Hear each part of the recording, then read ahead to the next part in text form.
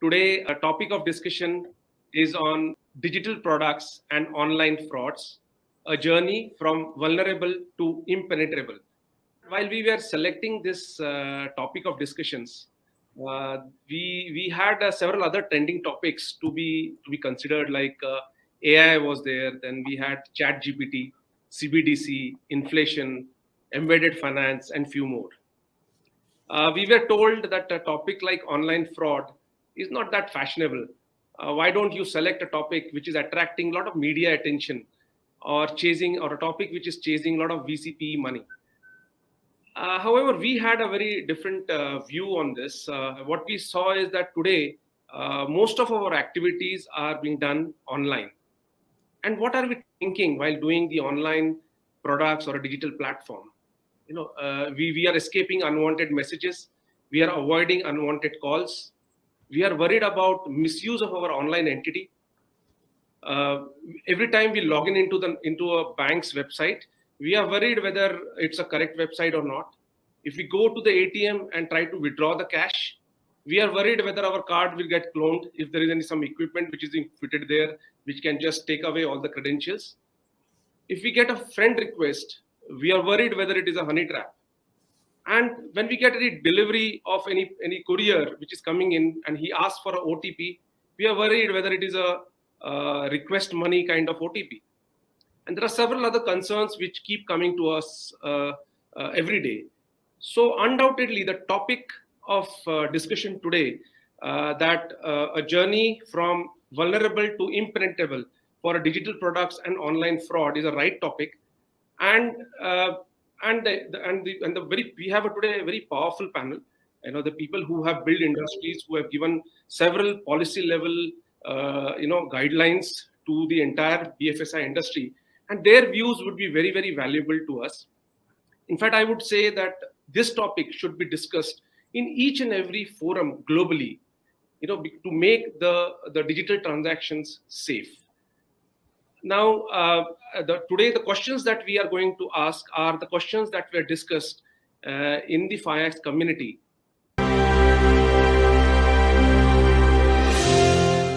The next question, that is for Mr. Sambamurthy. Mr. Sambamurthy, there is a attempt by fraudster to create a web of transactions while moving funds into multiple bank accounts. And he withdraws the cash from some of the bank branches, and all this happens at a lightning speed in few hours. But however, when the person who is impacted tries to report the fraud, that takes a lot of time. And by the time he goes and reports to his bank or to the cyber crime, the money is already withdrawn. Over and above, what happens is the fraudsters rarely get identified because the KYC details in the account are not correct. Now, what is your view on how we can manage these kind of frauds? Thank you, Mr. Vikas, for inviting me to this very important panel discussion. I know that it's not a very glamorous subject, talking about frauds. There are more glamorous subjects, but I'm happy that you have. I think you bite the bullet and don't go the populist way. It's very important, because if the trust in the system is lost, everybody suffers. So I think we should not take light of it. Having said that, let us also, I think, not forget the fact, over the last decade, I think our digital payment journey is just brilliant. I think it has no parallel in the world. Today, I think probably the present run rate, we may cross 100 billion only just UPI. Forget about all other channels and all that. Even about 6, 7 billion of AEPS, right? We don't talk of ATM and all because they're all cash guzzlers. We don't want to encourage, in fact. In fact, when we were handing out ATM switch to NPCI, we said, don't encourage this because this is a cash guzzler. It makes, not cashless society, but the opposite of it. So I think we should not lose sight of the fact that the fantastic journey we have done. I'm not dismissing the issue of pain points of the frauds, especially the small and vulnerable people, right? So as you know, basically the staple food of digital is speed, speed and convenience.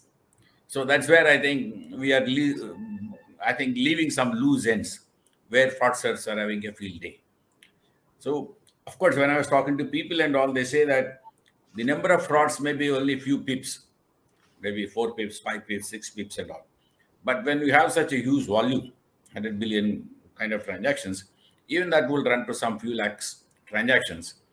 And they should not shake the confidence of the people, especially the vulnerable sections at all. So, what I say that I think we should not, we should take pride in the one fantastic digital journey. All of you, I think, contributed. I'm sure all of you are thought leaders. But let me respond to your question. See, ultimately, the digital frauds, how they are taking place. So there are two legs for any digital platform, more so payments. Number one is identity. Number two is authentication. These are the two fundamental pillars of digital payment. So just as the good guys are aware of it, fraudsters also have mastered how to steal these two things. If they steal either identity or authentication, they have a field day. And how they are stealing could be the PIN, could be the OTP, could be biometrics, could be even the link or account takeover and all. These are four fundamental things. So I think, and how they are stealing it, it's again most of the cases. Even the other day, one of my neighbor came and asked me and told me that about a lakh and odd was withdrawn from our SB account through an ATM. So she asked me how anybody can withdraw. I have not gone there. I'm sitting at home. So then I just asked anybody, did anybody call you from the bank asking for PIN or something, saying that your card will be blocked and your account has some KYC problems and all? Yes, bank called me, then I have given out numbers, right? So I'm not talking of people in the rural area. This actually happened. So I said, you yourself have given it, and then even if you ask the bank, it will be difficult for you to get that money. So what we need is social engineering trap, right? I think if you ask me, I saw that India Post. It's a very good initiative, and I should compliment you for partnering with them. And they're very simple videos. I think more and more, I think we need to reach the people and tell them they are stealing your identity, they are stealing your authentication, two things. And these are the four things, very simple, and how they need to keep it. I think the biggest problem is social engineering. And social engineering is just people get trapped, not merely vulnerable, illiterate people, but most literate people. Another problem is, you see, digital access is universal.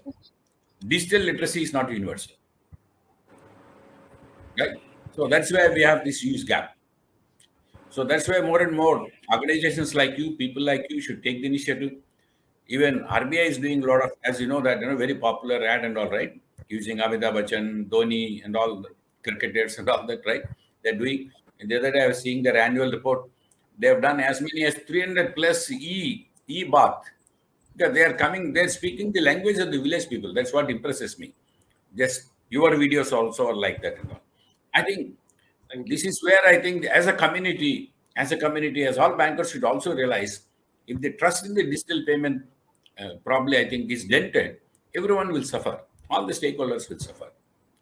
So I think only answer is focus on social engineering, how it happens, focus on digital awareness programs. I would even say that you have even sponsor some olden days we used to call Harikada, Burukada and small skits and all that in villages.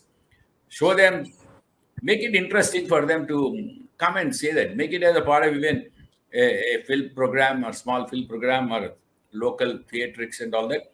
Make it interesting. As you yourself said, normally frauds is a boring topic, but still we took it up because a lot of people are losing money. And I agree whether it is small value or big value, it doesn't matter. Today, the flowers we buy for our puja, everyday puja, she takes only GPay. I mean, she takes only UPI, not that. Supposing 30 rupees is a lot of money for her, right? Maybe 10,000 rupees for you and me, we may grumble and grin and all that, then take it away. So I think the small value frauds are also should not be taken because it is they who have adopted much more than the metro and urban, right? Today, my paper wallet doesn't come at all. My milk wala will not come. It doesn't come at all. It tells me because of this UPI, he's saving 3 days in a month. Otherwise, 3 days, 500 class he used to go. and somebody says he's not at home, he's not there. Similarly, milk flow. So he said all that time we are wasting, the paper wala, milk wala and all, and I think it's improving the productivity. I think that is a fantastic thing. As a community, all of us have done it. So let us not forget about this. I think that we need to keep in mind that will only tell us, given this kind of benefit, you have to invest a lot of money, a lot of resources in educating people so that the frauds are reduced. So I would end with this. Very well said, sir. In fact, I like your statement when you said digital access is universal, but digital literacy is not universal. So I think there's a lot of guidance there to the entire community on that.